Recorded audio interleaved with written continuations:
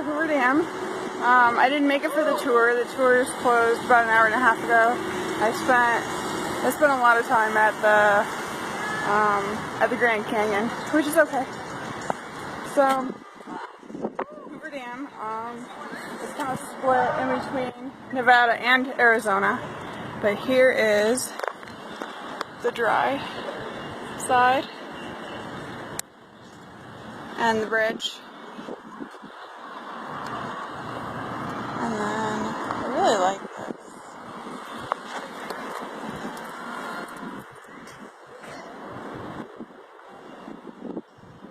It's actually a memorial for all the people that died while it was being made.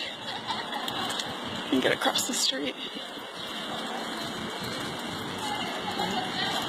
And then there's like all kinds of zodiac signs over there too. I'll show you the actual water part.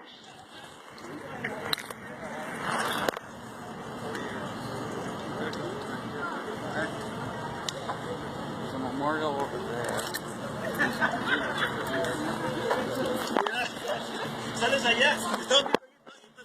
Pretty neat. I was gonna actually just find a place to stay.